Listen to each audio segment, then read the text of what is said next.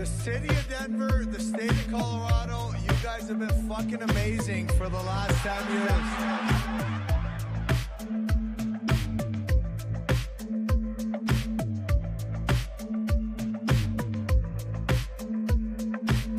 Let me start off with a Twitch feed this morning, and I got to get the whole name right. Mile High Hockey Lab.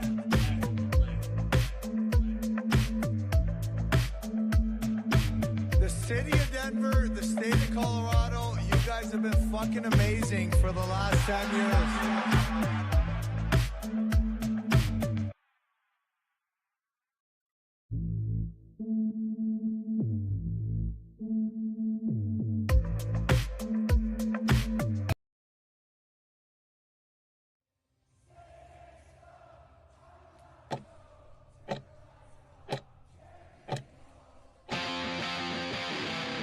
Welcome to the Mile High Hockey Lab.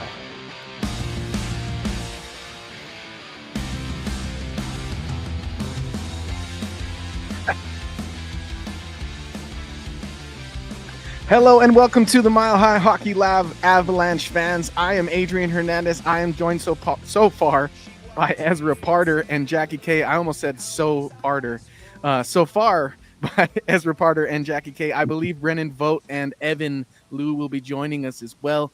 It is a privilege to be speaking in front of you folks, you fine Colorado Avalanche fans. Please don't mind the repeated intro, and please give us a follow on X at Mile Hockey and at all caps MHH_live, and head over to milehighhockey.com and see all of our written material. It's been a little bit of a scattered day for me, but you know what? It feels like I'm back at home because we're talking Avs hockey. Let's get straight into things. Even though we haven't been joined yet by the rest of our panel, that's fine. I want to start with Ezra anyway. This is an interesting question because I feel like we don't know much yet, but consider it anyway. The woodshed is in full effect. Mackenzie Blackwood and all the other woods, Scott Wedgwood, Miles Wood, but we'll keep it with the goalies. The woodshed is here. What are you hoping to see from the Avalanche now? Has your expectation changed for them?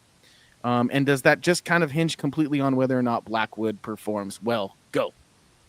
Well, yeah, I mean, I think the floor for the Avalanche is raised, right? Like we should be able to at least expect competent goaltending, and that's wonderful. The ceiling, I don't think, has changed at all. I believed in this team all year long. I was hoping for a Georgiev rebound, and we'd see, the best version of him. But maybe the best version of him is Mackenzie Blackwood. So that's great. I'm excited to see what the woodshed as a goaltending duo is. Pretty fun. I love that nickname. Obviously, we need Miles Wood back in the lineup to really fill it out. But yeah, I think the team has a really a renewed shot at life here for this season, and I never thought we should be doubting them too much because the talent on the front end and the back end is too strong. But now that the goaltending is hopefully going to be capable of at least stopping the easy ones, which will be a big change. I mean, man, there's so much to love here. There's so much to be excited about. Totally, and I think we've seen some of it already coming to fruition with Scott Wedgwood's success and the Avalanche's success with his arrival. Jackie, I'll ask you the same question. Has your expectation changed a little bit? Are you a believer in the ceiling of this Avalanche team, or has this instilled a new belief in the ceiling of this Avalanche team? Well, my opinions don't change day by day. Sure. But I mean, this is a big day with the acquisition of two different goalies. We haven't even seen Blackwood play yet. I mean, do I expect him to play well? Sure. Yeah. But we'll know more about this team what it looks like in losses. Like, it's easy after they won 3 straight to say, like, it's amazing again. Mm-hmm. But you really know the truth about the team after they lose a few in a row and how you feel about that and why they lost. And, I mean, maybe they're close losses. I don't know. But that's when you really can see if this team has taken a step or not. So it's really hard to say until then. I mean, all this time they've had good games, bad games. Mm-hmm. They had a good road trip before they made these trades. So, yeah, it's really hard to say at this point. Like, for me, the key has always been depth. So they've been burning the stars out, played him not last night, but plenty of times over the road trip, 25, 26 minutes a night. So I need to see those things change on a regular basis for me to move my opinion in a different direction. Okay. Like I've said, I think this team has a big range. I think when you have 3 elite players, special players do special things. I've always said that. Could they get hot and carry a team? Maybe. But I also think a couple injuries. I mean, we're 1 injury away from Heat Middleton playing on the back end. So that's a concern. They haven't really had, knock on wood, the injury bug on the back end. And I think with the forwards, I think when they have most of what they have, they're better. But they can't withstand like 2 forward injuries, really, from this point on. So, and that's why I think there's a big range. I think they could get hot and really challenge for the division. Even though that's tough this year. The division is, that one's going to be a tough one. But I think a couple things go wrong and they really could go the other direction. So I still feel that way. I mean, based on, you laid it out pretty well. I think I'd agree with some of what you said. I will say though, like in my opinion, I've seen enough from Wedgwood to think that the Avs are good with at least solid net minding. I'm not even talking like the potential elite goaltending that we really are after. I think the proof is kind of in the pudding that the Avs are plenty serviceable if they get consistent net minding. I honestly even look at Pittsburgh as the Pittsburgh game is, and even I guess sort of the New Jersey game is kind of the model for the Avalanche in terms of their success, which is limiting opportunities, playing into your goalie's strengths, and then getting saves from your goalies when you make those mistakes that you're bound to make in coverage. And I think that's been the difference in this smaller window. I agree with you. The Avs have had road success in the past with the 2 goalies that they've had before. But I would argue that this Avalanche team that we've seen on this most recent road trip and most recently last night more closely resembles the one that we're used to and the one that they're most capable of being. And so for that reason, I mean, my expectation hasn't changed because as I wrote in our roundtable like 2 or 3 weeks ago, it's cup or bust for me every year because that's just how I operate. I know that's not how management should operate, but that's just how I think. And I like to see management make moves along those lines, which is why I love this trade because to me, it felt like the Avs just weren't giving up, weren't going to settle for playing through the the goaltending problems. But I do have to acknowledge the fact that we don't know anything about how well Mackenzie Blackwood is going to fit in here or how well his performance is going to go. So I will definitely give you that. My question, though, kind of to follow up, I guess, with what we've talked about so far is if you're the Colorado Avalanche, are you let's see, how do I phrase this without sounding like a dork?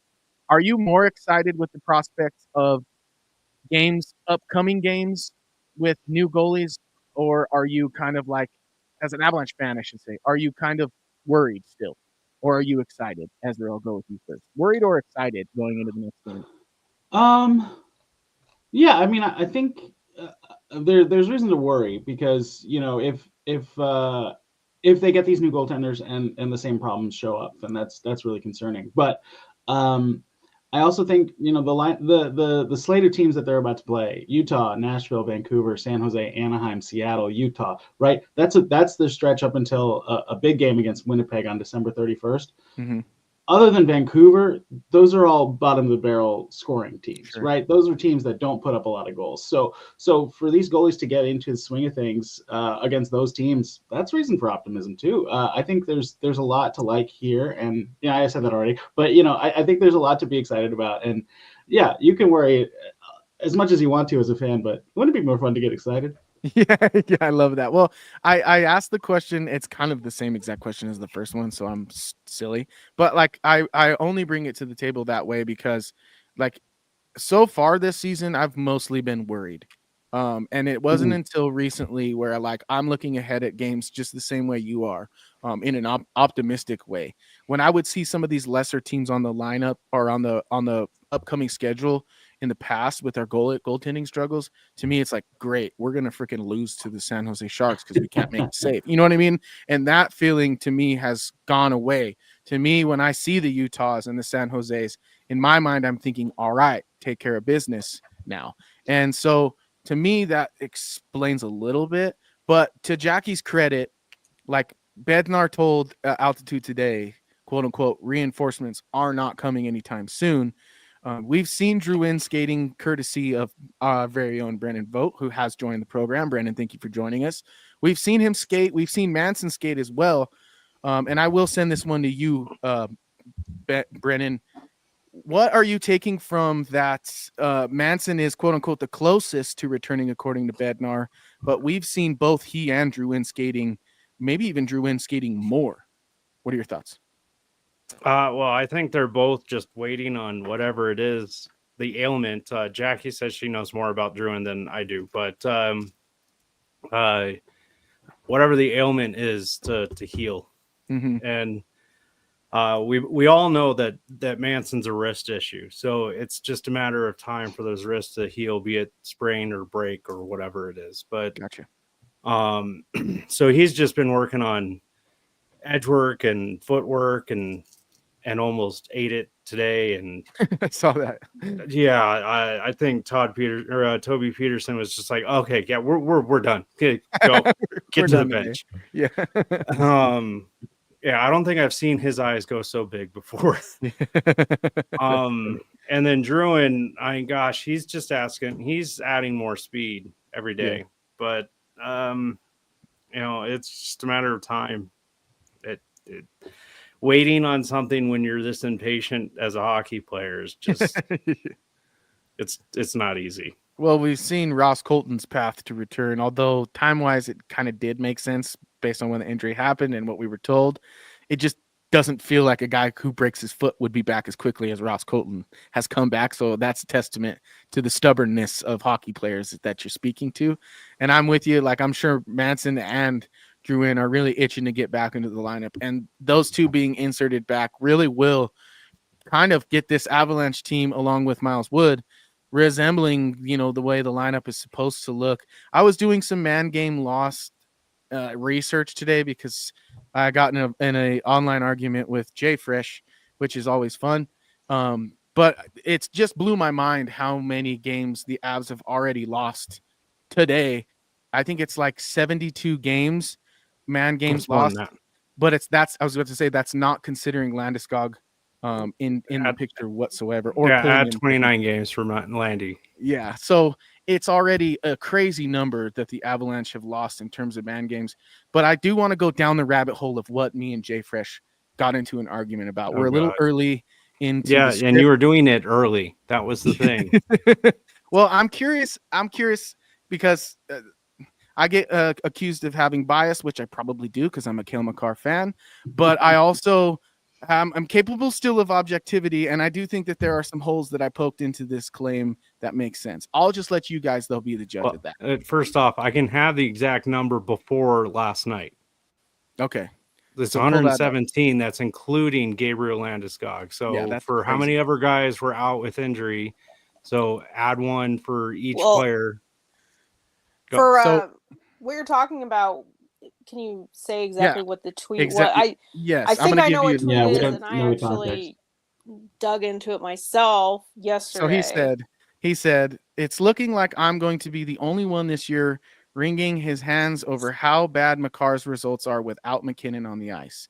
Well, Hughes is my guy so far. And he has a screenshot here. I can even put it up on the screen here in a second. Basically, it's Makar with McKinnon, Makar without McKinnon, and everyone else without McKinnon. And the three stats are shot share, attempt share, and goal share. Makar with McKinnon, 64, 61, 64 in those three statistics percentage-wise. Makar without McKinnon, 43, 42, 42 in those three statistics. Of course, everyone's going to be crummier without McKinnon. Give me a break. Everyone else without McKinnon, 53, 55, 51. So what he's pointing out, or attempting to point out with the statistic, is that the Avalanche are better 5-on-5 with both Makar and McKinnon off the ice than they are 5-on-5 with just Makar on the ice. Wait, without both of them? Because that third stat is everyone else without McKinnon. but everyone else without McKinnon gets to play with Makar. Well, what he's trying to say is that McKinnon's carrying Makar. Correct. That is the claim. Okay, and I actually dug into this yesterday. So I have my own thought point about this. But I did not see your argument with him. So I don't know what point that you were arguing. So I was just arguing a few points. I argued that one, it's not ever a good premise to anoint someone with an award based on a negative statistic you're attributing to a different player altogether. Like, guys don't lose awards, they win awards. And for me, this, although it's not this crazy obscure stat, there's definitely a paywall between me and this stat, so it's at least slightly obscure. And to go into goal share about a defender who's literally leading the league in goals and points is just silly to me. To punish basically Cale Makar for playing well with Nathan McKinnon is also just crazy to me. But those are kind of my. And then the other thing was they've only played 30 games. The sample size is not very large, and those 30 games have been alongside some very suspect talent. So that's kind of where I'm at. Jackie, what did you find? Okay, so there's a few things here. One is that, and this doesn't include last night, but it's because I looked it up yesterday, but McKinnon has only spent 37 minutes on the ice with forward teammates that aren't Drouin, Rantanen, or Lehkonen. So he doesn't play with any, so this, and we know famously that he had a little run with Kivi Ranta, but outside of that, that wasn't even statistically significant for his season, is what I'm trying to say. Yeah, Makar has to play with a lot more other players. So the second pair usually goes out with whoever Middlestat's playing with. So then Makar is also playing with the third and fourth line. So his expected goals so if you take out the top players, his next four common teammates are Middlestat, Kiviranta, Kovalenko, and Parker Kelly. With Middlestat, 44% expected goals. Kovalenko, 48% expected goals. Kiviranta, 48% expected goals. Parker Kelly, 41% expected goals. That's crazy. That's part of what's drawing away Makar's away from McKinnon, is that his life away from McKinnon is a lot different than McKinnon's life away from Makar. Yes. Also, expected goals isn't necessarily just bad defense. It can be bad offense because you're not generating. So those players do not generate offense for themselves. Mm-hmm.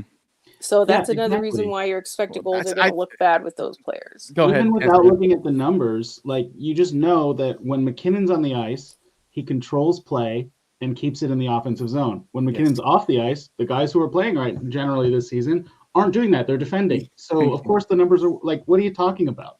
Well, and I think that Quinn Hughes is a great player. Definitely. And I'm not going to go and dig up stats that disqualify him from winning the Norris. I'm going to go find stats that qualify him for winning the Norris.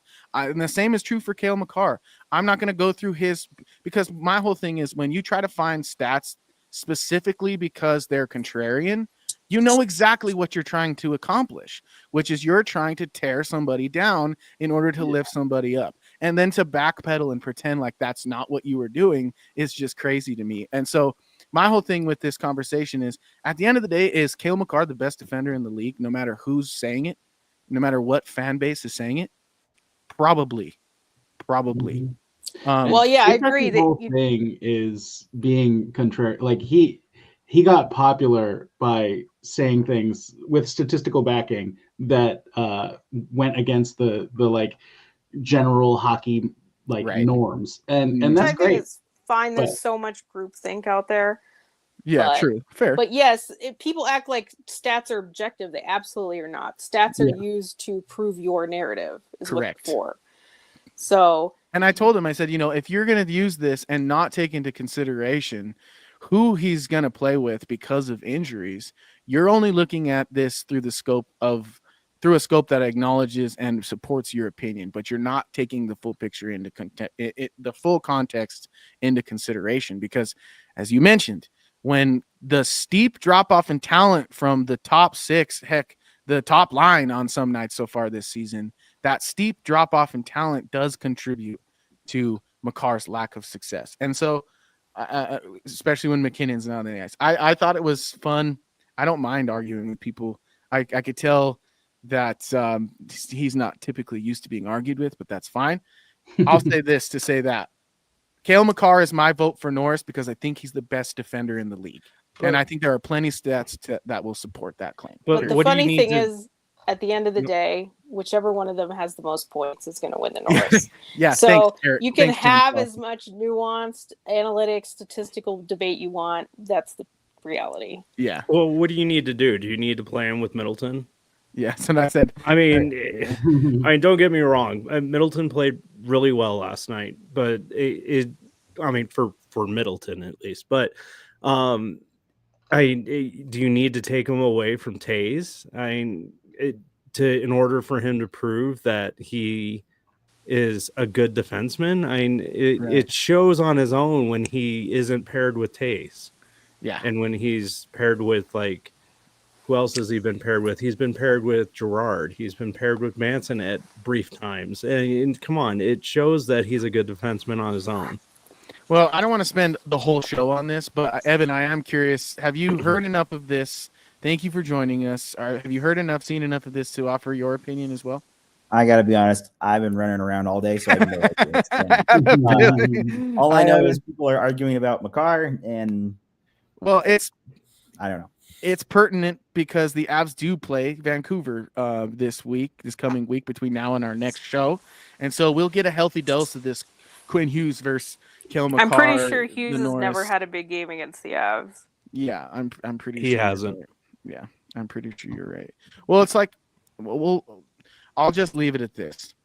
Sure, I'm an Avs fan. Sure, I want Cale Makar to win the Norris, but it is absolutely true that he should be, and it is widely considered the best defender in hockey. That's pretty much it. So let's move on to looking ahead at the rest of the week. We got the Predators coming to town, right? Or are we in Nashville? They're coming to town. Coming to town. The Canucks, and then we'll have our next show. Evan, you're here. Which matchup is more intriguing to you? Yeah, I'm here. I'm home. I'm back in Denver. Yes. Hallelujah. Happy winter break. So right, I'm looking forward to tomorrow against Utah, their first, I guess, official visit.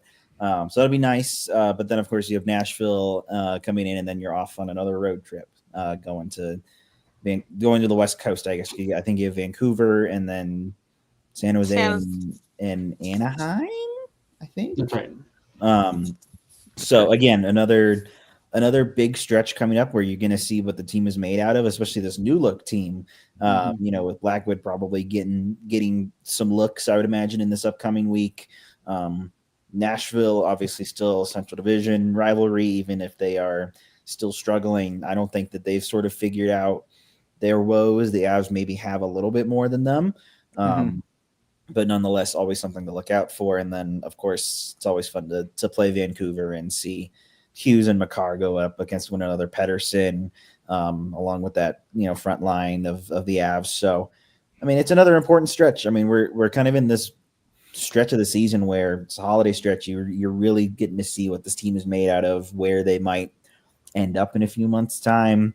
And it's just important to see. It's important to just get points on the board after the slow start that the Avs had, quite frankly. So, absolutely. And to speak to your points about Nashville, Brian Burke has a quote that's being circulated on NHL radio right now, where he said the Predators have too many violins and not enough cellos. And I think that's always the concern you have when you build these teams out of free agents and otherwise acquisitions that are like big name acquisitions that don't have a lot of experience playing together. I don't necessarily agree with Brian. I think that these are violinists that are learning to play in tandem and haven't learned how to do that quite well enough yet.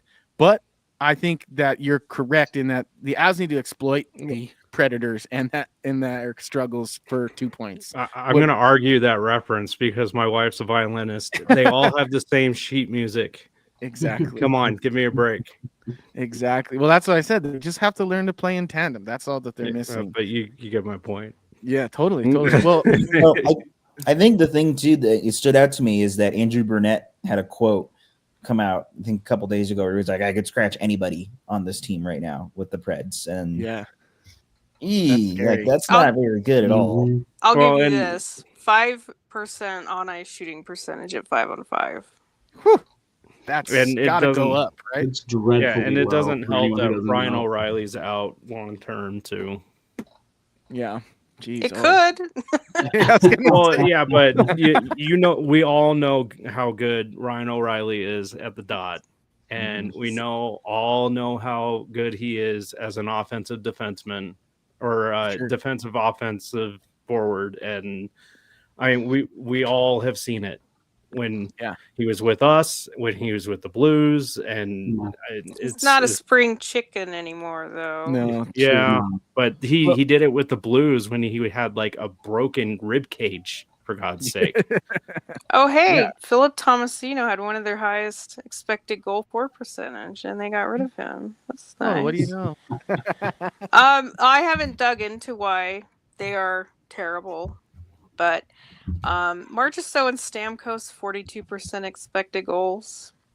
Sheesh, that's not good. That goes a long way. I mean, they invested pretty heavily in 3 aging guys who haven't shown that they weren't a product of their system yet. Yes. So yeah, I think it's a mix of maybe too many egos, too many new faces, probably some bad luck to be shooting 5%. Because we know that they have finishing talent. I don't always want to attribute shooting percent to luck, because if you have bad shooters, guess what? You have bad shooting percentage. But which is why I wish that stat, I will pound the table on this forever, is deviation from career average. That would be meaningful, not just composite shooting percentage. But when you're 5% and you have decent shooters on your team, there's got to be some bad luck there. So they're probably better than what they look like right now, but they're so far in the hole that, I mean, I agree with the overall point. Kick them while they're down, right? Yeah, you're trying to say. Kick them while they're down, baby. Just roll over them, get the 2 points, and move on. Pour some salt in that wound. You know, we're talking about, you know, them being maybe better than they've shown, and a part of that we've seen for the Avalanche has been, well, at least we hope, Casey Middlestat, who has had his 5-on-5 struggles this season, but fortunately he just struggles in general to score points as of late. But fortunately, in the last 3, he has 3 points. Ezra, are you confident in seeing Middlestat return to Middlestat mode, or are you still kind of on the fence? Yeah, I mean, I think there's a lot of reason to be optimistic for Middlestat. We the talk on this podcast throughout his struggles has been that he's not a guy who drives play. He's a guy who facilitates it.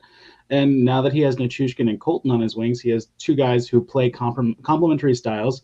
Nichushkin can be the primary play driver, Colton the finisher, and Middlestat the guy getting the puck between the 2 of them. I think that's a recipe for success. We've seen it work so far.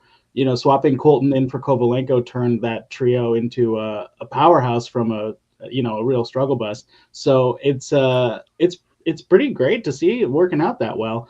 When Druin comes back, there's going to be an embarrassment of riches at the forward position. I don't know how that's going to work out, assuming everybody else is healthy, I should say. I'm knocking on every piece of wood I can find. But yeah, I mean, I think there's reason to say, okay, Middlestat with this configuration can be great. Can he keep it up? Can he play well defensively? That's the question, right? That's what we have to see. I, for one, I've been a big fan of his for a long time, so I think yes, but that might just be because I want to be right. Yes, I love it. Well, Jackie, you're the one who's kind of been pointing out his lack of 5-on-5 success. Are you with Ezra in thinking that his line mates hold a tremendous value in how successful he is 5-on-5? And are you discouraged by that if that is a reality? I mean, they got to do what they got to do to make it work. Yeah. At least for the next couple years. So, I mean, if they recognize he needs more help and they give it to him, I don't think that's a negative. It's just Okay. accepting the reality. Fair. So yeah, I do think that Colton has been a good fit there. It's funny that it didn't like work with Rantanen, but you know, whatever the mix is there between Colton and Nichushkin does seem like it has promise. But if we're talking small sample size here, like it was good in Jersey, and everyone was good in Jersey. Last night that line was like 30% expected goals. So Yeah. we're not, you know, even though last night was great and the top line and everyone was scoring, still it was the 30% expected goal performance. And yes, we're talking game by game, but we're trying to talk about it's better because of one game. And the Detroit game was decent. I know he got the secondary in Detroit, but you know, I don't know. Long term, like I said, if they recognize he needs more help and they give it to him and they find something that works, cool. But I just think it's still so much a work in progress. Like Yeah. to dig out of 42% expected goals, that's going to take time. That's going to take improvement over probably the rest of the season. So we'll see. Yeah, I think that's incredibly fair to say. Evan, I'm curious as to what you think about another player who seems to be coming on, which is Val Nichushkin. I mean, that power move, it was vintage Val, something we haven't seen in some time, but something that we all enjoy seeing. Tell me what you like about Val Nichushkin's performance and what are your expectations for him as we go forward? Oh, Val has been great. I think. I mean, Bednar even mentioned it, you know, on his radio hit this morning of like we were never really worried about Val like coming in and getting going, and I think he's kind of proven that, right? He's a really hard worker on the boards. He can really push the play forward, and that's just something that the Avs just struggled with, like to start the year. Like there was no tenacity, there was no way of just like going forward. I guess, right? They didn't have that sort of oomph, I guess you could say. And Nichushkin provides that. I mean, the saying this year has been he gets on the tracks and he just rolls, right? He just goes. So I'm really happy with that. I'm really impressed by his stature, and I think arguably it definitely could earn him a spot on that top line if you want to be more flexible with moving Drouin down when he comes back or moving Rantanen down. However it works, really, right? That's something that Val gives you the options. He gives you several different options, and that's something I think that Jared Bednar is really going to want, considering the lack of options to start the season. So Yeah, really happy with him. Hope he keeps it up because, I mean, the Avs need it, and they've shown how different it is when he's in the lineup and not in the lineup. Yeah, totally. 84% goals for against Detroit, 84%. Ezra, huh? That's what Middlestat. Well, I was had. just Jeez, tracking in response to what Jackie said. It's actually pretty bad against New Jersey. It was 831 against New Jersey, 84 against Detroit, which was great. And I'm about to pull up Pittsburgh. The site moves slowly, so it'll just be a second. But yeah, Well, I think the overall point is Jackie's right. It hasn't been all sunshine and roses, but I do think the three of them together looks a lot better than that's interesting because we talk about Val coming on and then we talk about Drouin returning to the lineup. And if Casey continues to quote unquote need help, I wouldn't be all that surprised if Ross Colton ends up in that 2C role. Because if you move Rantanen down, and we've already seen that the Rantanen Middlestat combo doesn't quite pan out the way it should, I don't know how long we would try that again. That's just kind of where my head's at. But I will say it's been really nice to see Casey Middlestat get going again. But when the Avalanche made their trade, Brennan, you had a lot to say about Giovanni Smith, or at least some to say about Giovanni Smith. Jackie, you were like, we don't need a plug player. He doesn't need to play. And of course, naturally, the Avs played him right off the rip. Oh, I knew they would. Well, yeah, of everyone course was they like would. surprised that he was playing. It was like, who did they call? Like, why wouldn't he? He's the 12th forward. It was just mind-boggling. But I did notice. Someone was talking like he was an AHL player. He should be in the AHL, but that doesn't mean that's what the Avs are going to do. Yeah. Well, he's on a one-way contract, unfortunately. So yeah. Well, I mean, there's a reason why they wanted him to clear waivers before they traded him. It's like so the Avs have the option, but if Drouin's not coming back anytime soon, like this is it. Like this is like max right now, so there's not going to be anybody else. I did notice though, Brendan, that you pointed out that he is physical, and he immediately started to. I mean, I think it was Parker Kelly or maybe Chris Wagner who got a piece of somebody at the bench, and they didn't quite like it, and they kind of turned to the opposing player turned toward them and started to hack away at him, and there was Giovanni Smith immediately to get between. Well, the two of yeah, them. like other than that, I really didn't notice him much. And I do Yeah. want to correct myself. I thought he did play for Tampa. It was Florida. Yeah. So my bad. I want to. Sunshine State. Yeah, It's Either way, it was the Sunshine State. Sunshine State. So I want to apologize to everyone about that. But Thank you. Yeah, how dare you? Thank you for. well, yeah, I realized it like after we got done. I was like, taking our credibility down. I'm just kidding. Totally. Well, totally kidding. Well, I had memorized like essentially where he'd been because I'd followed him since he'd been with Florida, but forgot that it was Florida, not Tampa. But yeah, he is a little bit of like, I'm gonna throw my my mitts in your face type guy. Mhm. So well, you say he's an AHL player. How about you give us the Eagles update real quick? I need to come up with well, like a there cool isn't one music. since last weekend. So Well, what happened last weekend? They stunk. And so I mean, I'm gonna put that bluntly. Gosh, I can't even, it's been a long week, but they got the last game was 5-2, and I believe the game before that was 6-1. So they're dealing with their own goalie woes, right? With injuries. It's more than just goal. Mandalese went down, and I can pull that up if you want. But Mandalese went down in the second game of the series, and the first period, and it was like a minute and a half into the left in the game or something like that, or a minute and a half in the period.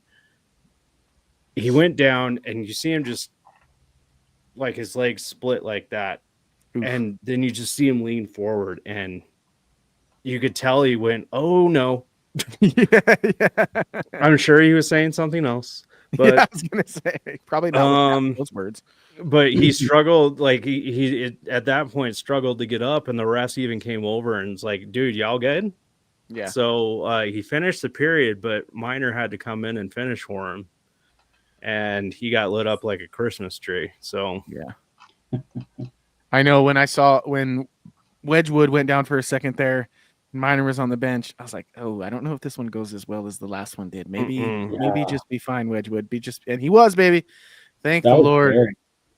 Thank the Lord. Well, yeah, because at that point, then the Eagles have as of right now, the Eagles have just one goalie. Wow. The last I knew, I haven't heard any new news on Mandalese because they haven't played since Sunday, and they haven't done like any announcements on practices or anything like that. So presumably Miner will go back to the minors. It's minors. Miner will be a minor again. Well, actually, no, he went down. Oh, so that's what you're talking about. So then they have Shield. Yeah, he got sent down with Middleton and Ivan, but I would assume Ivan would get sent back up. That's paper, sure. Well, we're getting our Mackenzie Blackwood debut tomorrow, baby, and that's just going to be awesome. So I'm excited for that. We'll get a better, more clear picture of who exactly this Avalanche team is. I asked fans to give me one word to describe the last night's victory, and I got a lot of identity as the response. And I think that is crucial. If the Avs can develop identity as being a stingy team that plays good defense but can go off, that's what we're looking for. And so I'm really pumped. We'll see how things go against Utah, but I do want to get into some league news, hash out our bold predictions, and then get some new ones going for this coming week. Folks, will have your attention. Please head on over to the website, milehighhockey.com. We have previews, opinion pieces, recaps, anything you could think of in written form. It will be there, all contributed by the 5 of us here and some more lovely individuals who help with the site. And, of course, give us a follow on X, Blue Sky, your preferred social media platform, at all caps MHH_lab, and at Mile High Hockey. And, of course, follow all 5 of us on our individual platforms as well as we give updates. And Brandon is showing you with his hands where his is at. So enjoy that. Well, let's talk about league news. And I have something that just dropped today that I'm very interested in and curious about what you all think. The outdoor game next year, one of the outdoor games in the NHL next year, will be at Lone Depot Park in Florida, the Major League Baseball stadium for the Miami Marlins. Initial thoughts? It's not outdoor. The Marlins? Are you sure that Marlins Park The roof isn't can covered? open. The roof can open at the stadium down there, but it is mostly indoor. Yeah, so it's kind of funny. It's kind of like saying, "Oh, Toronto, you can get an outdoor game at Rogers Center, and we'll open the roof for you." Well, it's like it's like the Vancouver game years ago that they said it was outdoor, but it was in a stadium that had the roof that they had to close because of the weather. Yeah. And so it's going to be 75, 80 degrees. So they're going to have to close it and pump in the AC. So it's not going to be outdoor. Yeah. Didn't they have one at Dodger Stadium? Like they've had it in San Francisco as well. In warmer weather climates. It's just the Tahoe game was a problem because of the altitude. The sun is much more radiant at higher altitude. So it's probably be fine if they could shut the roof if they need to. I remember the one at the Dodger, it was the Ducks and Kings, if I remember correctly. They were having hydration issues. Like it wasn't the ice was slush and crap like you would expect, because I think it was the furthest south game at that point it had ever been, and the furthest west, other than Texas Cotton Bowl. Yeah. They could also try to have it at night. True.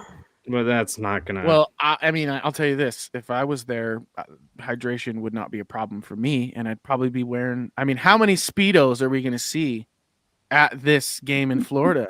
They do have a pool in center field. I'd have so many libations in me, and I'd probably be wearing a Speedo if I got to attend this game. Just saying. Maybe not family friendly. I probably get kicked out within like the first half hour. They tell me to put some clothes on, but still, you're having hockey in Florida. I'm getting me some libations and I'm kicking back, baby, in that pool, and we're gonna have a good time. But that's interesting, though.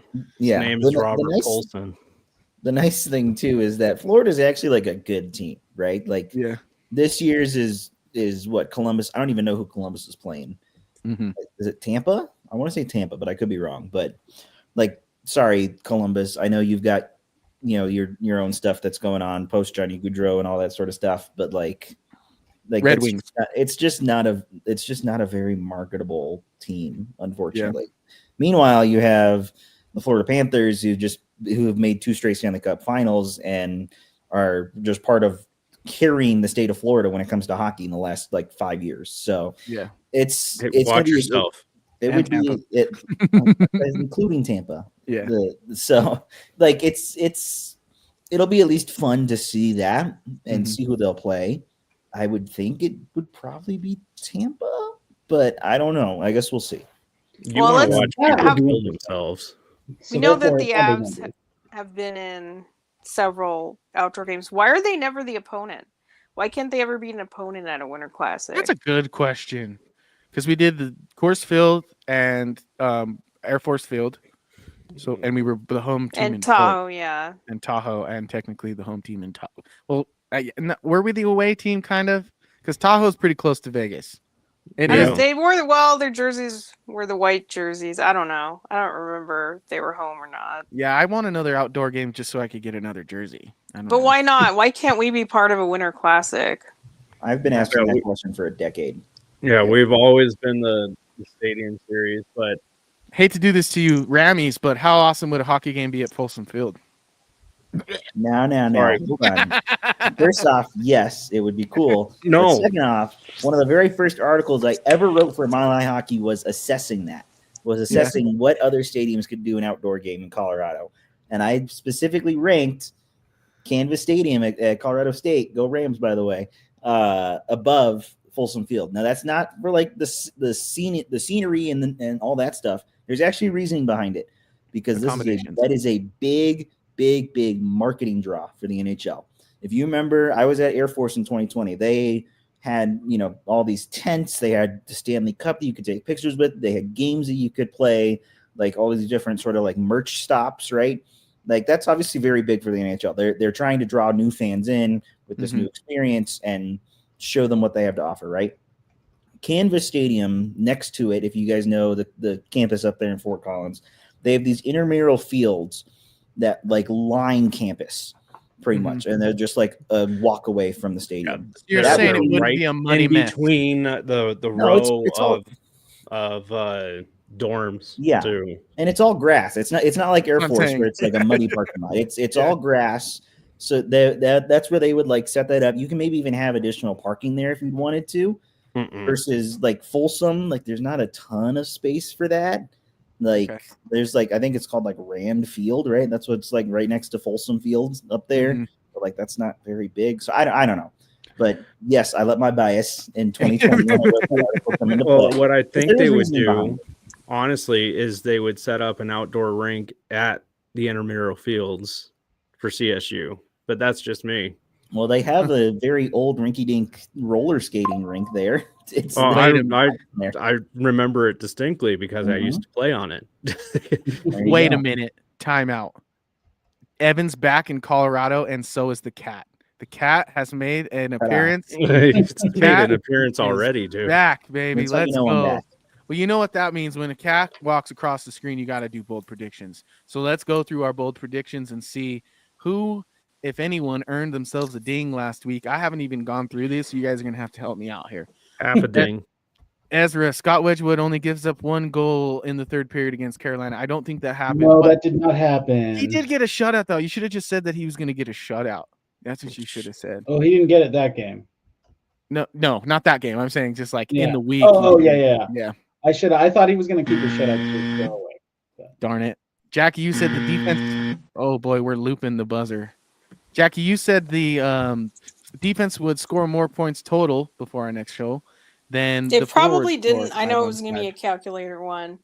I'm going to say it probably didn't happen, so you can buzz that one. I looked into that one a little bit, and it wasn't looking good, but I didn't see it through, so I'll be honest there. If you end up seeing it through and we're wrong, we'll get you your ding next week.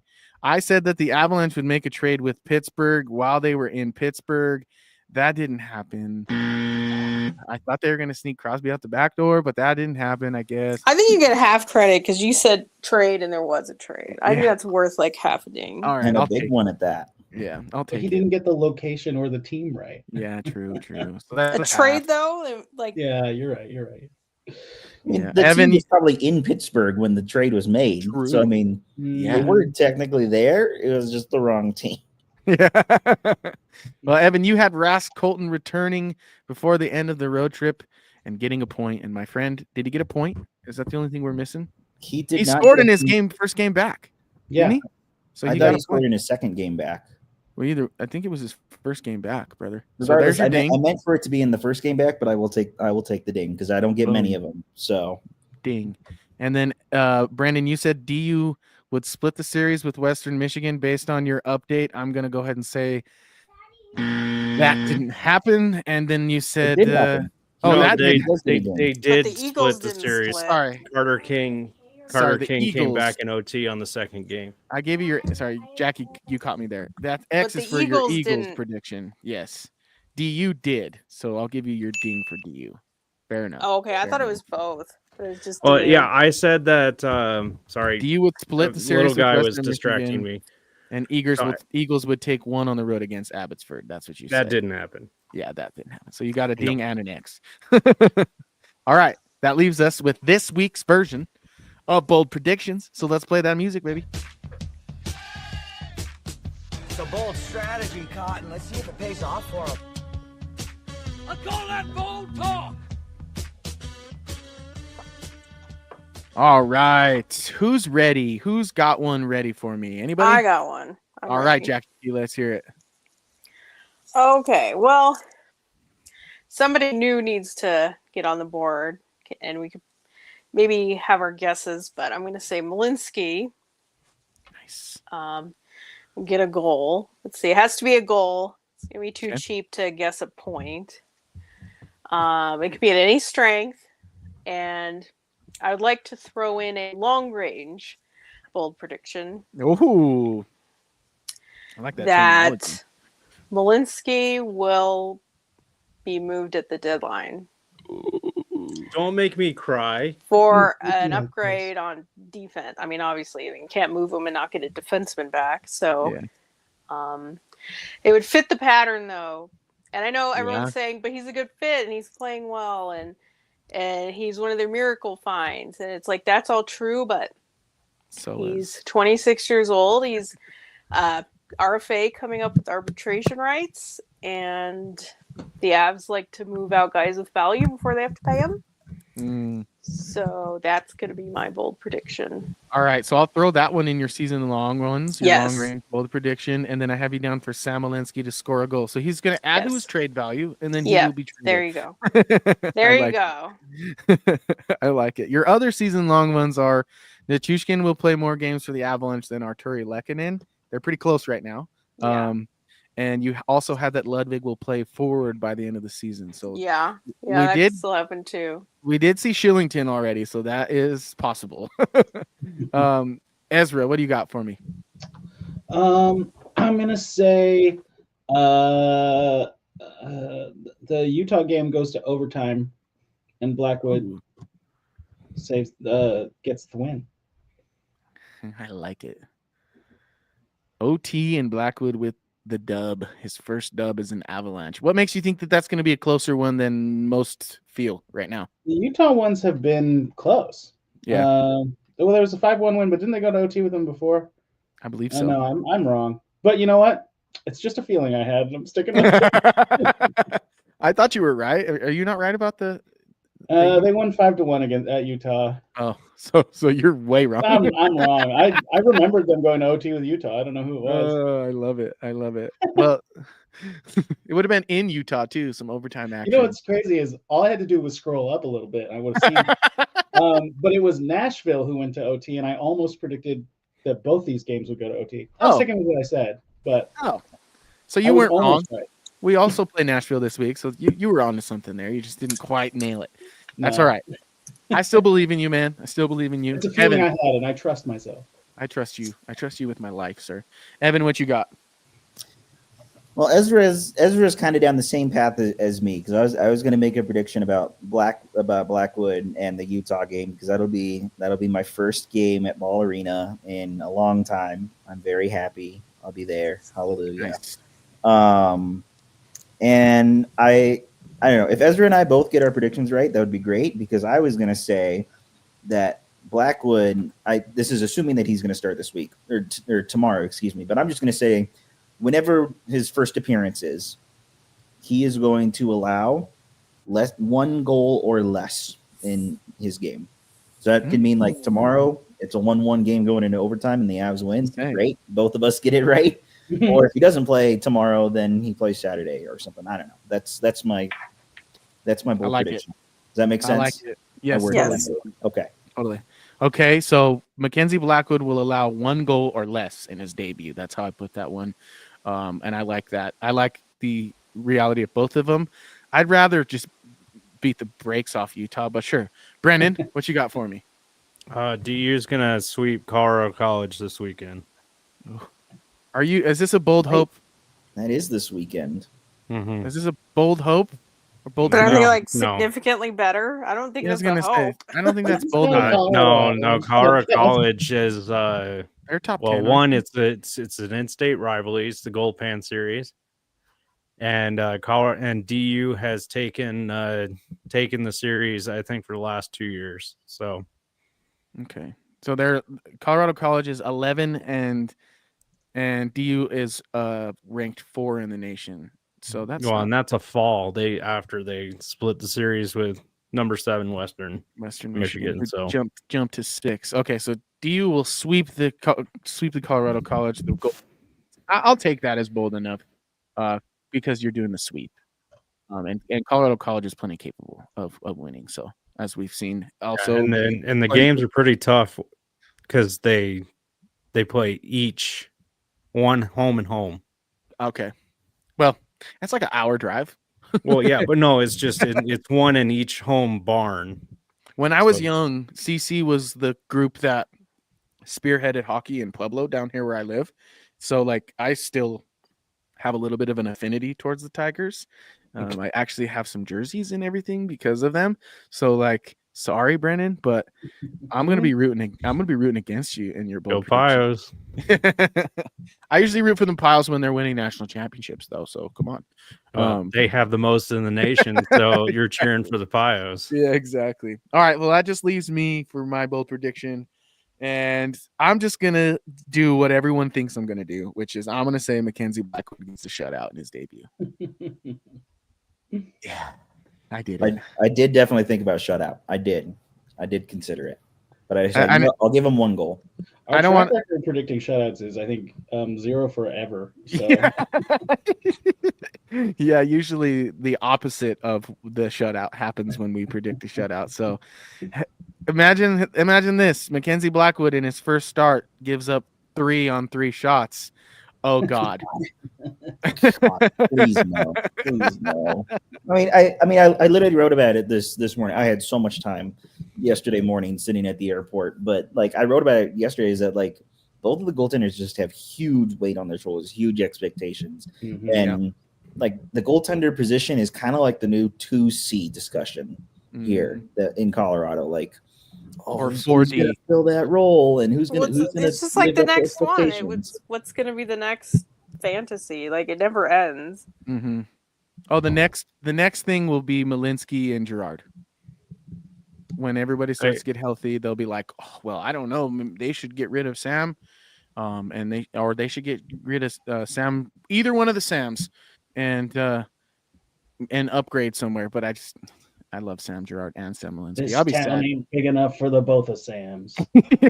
Exactly. That's real. We can only have. There's one not Sam. enough room for all this wood in this shed. Oh man, we need to start making woodshed shirts right now. Right now. I love that. Yeah, the woodshed. The woodshed goalie tandem is very cool. Yeah, heck yeah. The wood wall, baby. We could just steal whatever New Jersey used to have. Yeah, that's right. Yeah, we're just stealing everything from New Jersey right now. I mean, well, yeah, because they were a goalie tandem there. The new Columbus. Exactly. Well, I think that does it for us today, unless you guys have something else that you want to touch on that I didn't. Nothing? All right. Judging by your silence, we've covered absolutely everything. Avalanche fans, thank you so much for tuning in. This has been the Mile High Hockey Lab. We talked a little bit about the Avs road success this past week. We did some injury updates from Bednar, talked about Mackenzie Blackwood's debut, talked about Cale Makar's run for Norris, did a little preview and a recap, and then, of course, we ended things with bold predictions. It's been wonderful.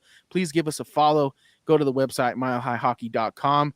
And, of course, share this programming with your fellow Avalanche fans and look for us every week. We usually do a show on Tuesday or Wednesday at 3:30 p.m. Mountain Time. So keep glued to our social media outlets, and you will know exactly when we go live. And guess what? If you turn your alerts on YouTube, you will get an alert on your phone that will tell you right exactly the moment we go live, so you can tune in immediately and not miss a single thing. So, folks, on behalf of Ezra Parter, Jackie K, Brandon Vogt, and Evan Liu, my name is Adrian Hernandez, and this has been the Mile High Hockey Lab. Thank you so much for tuning in, and until next time, go Avs. Thank you for tuning into the Mile High Hockey Lab.